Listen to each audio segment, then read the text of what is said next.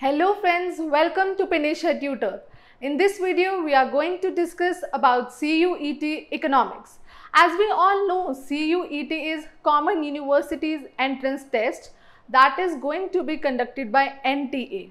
So CUET जो basically क्या है, ये एक डायरेक्ट एडमिशन दिलवाएगा हमें अंडर ग्रेजुएट कोर्सेज में, यानी कि BA economics, BCom and BCom honours में। जैसे कि मोस्ट ऑफ द स्टूडेंट्स का ड्रीम होता है कि वो अपनी ग्रेजुएशन या कॉलेज लाइफ जो है वो किसी अच्छे या फिर प्रेस्टीजियस कॉलेज से पढ़ें, तो ऐसे ही अगर हमें सेंट्रल यूनिवर्सिटीज़ में आफ्टर +2 एडमिशन चाहिए तो उसके लिए हमें CUET का एग्ज़ाम क्लियर करना पड़ेगा।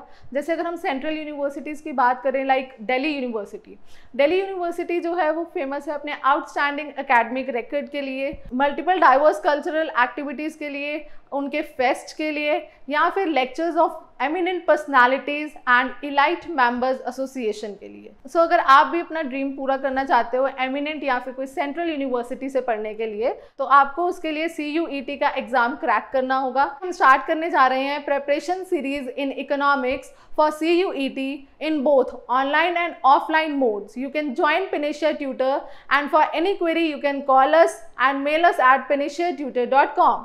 सो आज हम इस वीडियो में डिस्कस करने जा रहे हैं हमारी माइक्रो इकोनॉमिक्स का first topic, that is introduction to micro economics. तो सबसे पहले हम स्टार्ट करेंगे मीनिंग ऑफ माइक्रो इकोनॉमिक्स से। माइक्रो इकोनॉमिक्स जो है वो ग्रीक वर्ड माइक्रो से आया है, जिसका मीनिंग है स्मॉल। माइक्रो इकोनॉमिक्स जो है वो ऐसी ब्रांच है इकोनॉमिक्स की जो कि इकोनॉमिक यूनिट स्टडी करता है एक इंडिविजुअल के, यानी कि माइक्रो इकोनॉमिक्स जो है वो इंडिविजुअल यूनिट्स की स्टडी को करता है। एग्जाम्पल की बात करें, demand for salt by an individual house hold. इधर क्या है, सॉल्ट की डिमांड करी है इंडिविजुअल हाउस होल्ड ने। सो इधर हम एक इंडिविजुअल की बात कर रहे हैं, तो ये क्या है, माइक्रो इकोनॉमिक्स। माइक्रो इकोनॉमिक्स में हम और भी चीज़ें देखते हैं, जैसे कि theory of demand, price determination and many more. So हम स्टार्ट कर रहे हैं इकोनॉमिक प्रॉब्लम से। इकोनॉमिक प्रॉब्लम क्या है, allocation of resources to different uses is called economic problem. कि कैसे हम अपने लिमिटेड एंड स्कार्स रिसोर्सेज को अल्टरनेटिव यूजेस में असाइन कर रहे हैं, एलोकेट कर रहे हैं, वो है economic problem. Basically economic problem को हम प्रॉब्लम ऑफ चॉइस या फिर problem of economical use of scarce resources भी कह देते हैं, क्योंकि हमें इसमें डिसाइड करना होता है कि कैसे हमने अपने लिमिटेड रिसोर्सेज को अल्टरनेटिव यूजेस में एलोकेट करना है। सो ये क्या है, प्रॉब्लम ऑफ चॉइस। अब हम बात करेंगे what causes economic problems. Economic problem arise ही क्यों होती है। सो इकोनॉमिक प्रॉब्लम अराइज होने के हमारे पास 3 मेन रीजंस हैं, जिसमें से सबसे पहला रीजन है unlimited wants, another is limited means, and last is alternative uses. So let's discuss them one by one. So सबसे पहली इकोनॉमिक प्रॉब्लम जो अराइज होने का रीजन है वो है अनलिमिटेड वांट्स। ह्यूमंस की आज के टाइम में अनलिमिटेड वांट्स हैं, कोई लिमिट ही नहीं है। हम डिफरेंट सेक्शंस ऑफ सोसाइटी की वांट्स को एक ही टाइम पे सेटिस्फाई नहीं कर सकते। फॉर एग्जाम्पल अगर हम बात करें लैपटॉप की, पहले क्या होता था, लैपटॉप की हार्डली कोई डिमांड थी, बट अगर आज के टाइम पे बात करें तो every household is keen to get one. हर एक हाउस होल्ड में एक एक लैपटॉप की ज़रूरत जो है वो चाहिए। नेक्स्ट रीजन है इकोनॉमिक प्रॉब्लम के अराइज होने का लिमिटेड और स्कार्स मीन्स। जो हमारे रिसोर्सेज हैं वो हमारे पास लिमिटेड हैं, स्कार्स हैं। और ऐसा किस लिए है, बिकॉज जो हमारी डिमांड है वो सप्लाई से ज़्यादा है इर्रिस्पेक्टिव ऑफ द प्राइस। उनके प्राइस के जितना मर्जी हो, चाहे वो हाई है चाहे वो लो है, पर हमारी जो डिमांड है वो ज़्यादा है और सप्लाई कम है, जिसके कारण हमारे पास कौन सी प्रॉब्लम अराइज होती है, लिमिटेड और स्कार्स मीन्स की। अब हम बात करेंगे नेक्स्ट इकोनॉमिक प्रॉब्लम की, यानी कि अल्टरनेटिव यूजेस। हमारे पास रिसोर्सेज लिमिटेड हैं, बट उनको अलोकेशन करने के लिए डिफरेंट यूजेस अवेलेबल हैं। फॉर एग्जांपल अगर हम बात करें मिल्क की, तो मिल्क क्या है, ये एक स्कार्स कमोडिटी है, पर मिल्क जो है वो वेरियस पर्पसेस के लिए यूज होता है, जैसे कि for preparing cheese, curd, rasgulla, ice cream etcetera.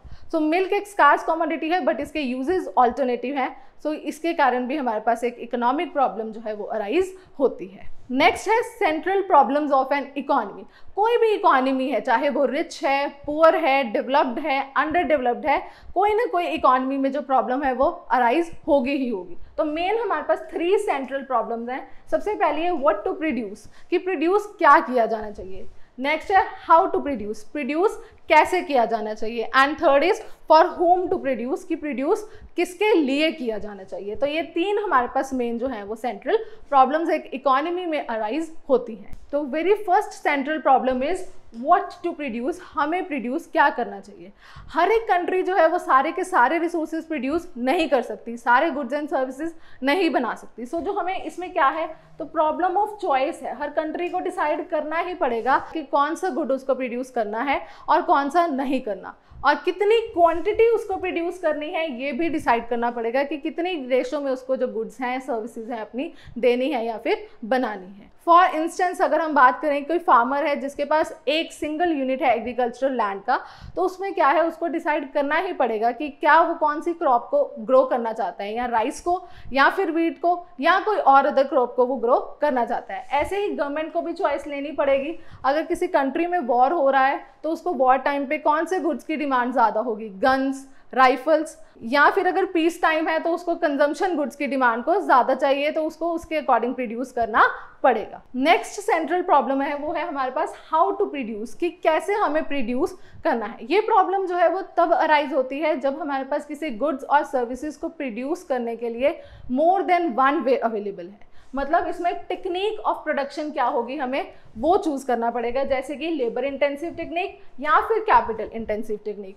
Labour intensive technique क्या है, जिसमें हम लेबर को ज़्यादा यूज़ कर रहे हैं। अगर हम लेबर को ज़्यादा यूज़ कर रहे हैं मीन्स हम एम्प्लॉयमेंट को प्रमोट कर रहे हैं, एम्प्लॉयमेंट को इंक्रीज कर रहे हैं। Next is capital intensive technique. अगर हम कैपिटल इंटेंसिव टेक्निक यूज़ कर रहे हैं मीन्स हम कैपिटल को ज़्यादा यूज़ कर रहे हैं, जिससे कि हमारी कंट्री की इकोनॉमिक ग्रोथ और एफिशिएंसी जो है वो इंक्रीज हो रही है। सो इसलिए जो कंट्री को है वो चॉइस करना ही पड़ेगा कि क्या उसको लेबर इंटेंसिव टेक्निक चूज़ करनी है या फिर कैपिटल इंटेंसिव। और थर्ड मेन इकोनॉमिक प्रॉब्लम जो हमारे पास आती है वो है फॉर होम टू प्रोड्यूस, हमें प्रोड्यूस किसके लिए करना है। एज वी ऑल नो, कोई भी कंट्री चाहे वो सारे के सारे गुड्स जो है वो प्रोड्यूस नहीं कर सकती। क्यों? क्योंकि उसके पास लिमिटेड रिसोर्सेज अवेलेबल है। सो लिमिटेड रिसोर्सेज को ध्यान में रखते हुए उसको डिसाइड करना पड़ेगा कि वो किस सेक्शन ऑफ सोसाइटी को सर्व करना चाहती है। और ब्रॉडली अगर हम बात करें तो हर एक इकोनॉमी के दो मेन सेक्शंस हैं, first one is rich and other one is poor. तो अगर कोई कंट्री सोशल जस्टिस प्रमोट कर रही है, अगर वो सोशल जस्टिस प्रमोट कर रही है तो क्या करेगी, वो पुअर के लिए गुड्स एंड सर्विसेज ज़्यादा प्रोड्यूस करेगी। इससे क्या होगा, इनइक्वालिटी कम होगी और इक्वालिटी प्रमोट होगी। तो अब इक्वालिटी प्रमोट हो रही है, पर इसके लिए हमारे पास एक हिडन कॉस्ट भी आएगी। हिडन कॉस्ट कैसे? अब प्रोड्यूसर्स जो है वो पुअर के लिए प्रोड्यूस कर रहे हैं तो उनका प्रॉफिट जो है अल्टीमेटली कम हो जाएगा। अब प्रॉफिट कम हो रहा है, उसका अल्टीमेटली किस पे इफेक्ट पड़ेगा, कंट्री की जीडीपी पे। तो कंट्री की जीडीपी भी जो है वो डिक्रीज होती जाएगी। तो इससे क्या होगा, कंट्री को डिसाइड करना पड़ेगा कि क्या वो सोशल इक्वालिटी प्रमोट करना चाहती है या फिर जीडीपी ग्रोथ कंट्री की इनहांस करना चाहती है। So this is problem of for whom to produce. Next is solutions of central problems. और प्रॉब्लम तो हर कहीं अराइज होती है, पर हर इकोनॉमी जो है वो अपनी सेंट्रल प्रॉब्लम्स के साथ डिफरेंटली डील करती है। सो इसके लिए हमारे पास तीन टाइप्स की मेन इकोनॉमीज हैं। सबसे पहले है मार्केट इकोनॉमी, फिर है centrally planned economy and last one is mixed economy. So let's see in detail about these economies. सो सबसे पहले हम बात करेंगे मार्केट इकोनॉमी की। मार्केट इकोनॉमी की बात करें तो ये एक फ्री इकोनॉमी है। इसमें क्या होगा, प्रोड्यूसर्स जो हैं वो फ्री होंगे डिसाइड करने के लिए कि what, how and for whom to produce, उनको क्या, कैसे और किसके लिए प्रोड्यूस करना है। प्रोड्यूसर्स जो हैं इसमें हमेशा अपना प्रॉफिट जो है वो मैक्सिमाइज करना चाहते हैं with least cost of production. उनकी कॉस्ट ऑफ प्रोडक्शन जो है वो कम से कम आए और उनका प्रॉफिट जो है वो मैक्सिमाइज हो। एग्जाम्पल की बात करें तो यूनाइटेड स्टेट्स, कनाडा, ये सब क्या है, मार्केट इकोनॉमीज। इसमें जो है वो डिसीजन ले सकती हैं अपने मार्केट फोर्सेस के बेसिस पे, यानी कि डिमांड एंड सप्लाई के बेसिस पे। तो ये थी हमारी मार्केट इकोनॉमी। अब हम बात करेंगे सेंट्रली प्लान्ड इकोनॉमी की। सेंट्रली प्लान्ड इकोनॉमी में किसी भी इकोनॉमी का फोकस होगा टू मैक्सिमाइज सोशल वेलफेयर, कि सोशली वो जो है वेलफेयर ज़्यादा क्रिएट करें। एग्जाम्पल की बात करें तो हमारे पास कोरिया है। सेंट्रली प्लान्ड इकोनॉमी की बात करें तो इसमें क्या होगा, गवर्नमेंट जो है वो मैक्सिमाइज करना चाहेगी अपने सोशल वेलफेयर को। फॉर एग्जाम्पल अगर कोई भी मास अनएम्प्लॉयमेंट की सिचुएशन है किसी कंट्री में तो वो क्या करेगी, लेबर इंटेंसिव टेक्निक जो है वो ज़्यादा यूज़ करेगी, यानी कि एम्प्लॉयमेंट जो है वो ज़्यादा जनरेट करेगी। सो वो क्या है, सेंट्रली प्लान्ड इकोनॉमी। और लास्ट है हमारे पास मिक्स्ड इकोनॉमी। मिक्स्ड इकोनॉमी क्या है, जिसमें हमारे पास centrally planned as well as market economy दोनों के मेरिट्स और दोनों के डीमेरिट्स अवेलेबल होंगे। एग्जाम्पल की बात करें तो इंडिया इंडिया क्या है, ये एक मिक्स्ड इकोनॉमी है जो कि सेंट्रली प्लान्ड भी है और as well as market economy भी है. So India is mixed economy. Now we are going to discuss some important MCQs on central problems of an economy. So very first question is, which of the following is the central problem of an economy? इनमें से कौन सी economy की central problem है? So answer is option number 1, that is assigning limited resources in a way that unlimited desires and needs of the society are satisfied. ऐसे resources allocate करना कि हमारी society की unlimited needs और desires जो हैं वो fulfill हो जाएं. नेक्स्ट क्वेश्चन है, when does an economy succeed in introducing resources efficiently? कब कोई भी इकोनॉमी जो है वो सक्सीड होती है अपने रिसोर्सेज एफिशिएंटली प्रोड्यूस करने में? So answer is option number 1, that is when goods and services are produced without being wasted. कोई भी जब हम गुड्स और सर्विसेज प्रोड्यूस कर रहे हैं बिना उसकी वेस्टेज के, तब जो है इकोनॉमी एफिशिएंटली सक्सीड करेगी. Next question is the problem of what to produce relates to. जो प्रॉब्लम है व्हाट टू प्रोड्यूस की, वो किसके रिगार्डिंग है? So answer is option number 4, that is choice of goods and services. इसमें हमें goods और सर्विसेज के बीच चूज करना पड़ता है. Next question is, which branch of economic theory is associated with the difficulty of resource allocation? कौन सी economic की branch जो है वो रिसोर्स एलोकेशन की डिफिकल्टी के साथ डील करती है? Answer is option number 2, that is micro economic theory. कि कैसे हमने अपने लिमिटेड रिसोर्सेज को ऑल्टरनेटिव यूजेस में एलोकेट करना है, वो डील करती है micro economics. Next question is, the creation of choice is done by. Choice की क्रिएशन कैसे होती है? Answer is option number 1, that is scarcity of resources. जब हमारे पास रिसोर्सेज ही लिमिटेड हैं तो इससे क्या होगा, हमें चूज करना ही पड़ेगा. मीन्स स्कार्सिटी ऑफ रिसोर्सेज के कारण जो है वो हमारी चॉइस की प्रॉब्लम क्रिएट होती है. Next question is, economic problem arises due to. Economic problem किसके कारण अराइज होती है? Option a limited wants, option b scarce means, option c alternative uses, and option D both B and C. So correct option is option number D, that is both B and C. जो economic problem है वो हमारी scarce means and alternative uses के कारण arise होती है. Next question is, which of the following is a cause of economic problem? इनमें से इकोनॉमिक प्रॉब्लम के अराइज होने का कौन सा रीजन है? सो अभी हमने पढ़ा कि हमारे पास 3 मेन रीजंस हैं जिसके कारण इकोनॉमिक प्रॉब्लम अराइज होती है, that is scarcity of resources, unlimited wants and alternative uses. So correct answer is option number 4, that is all of the above.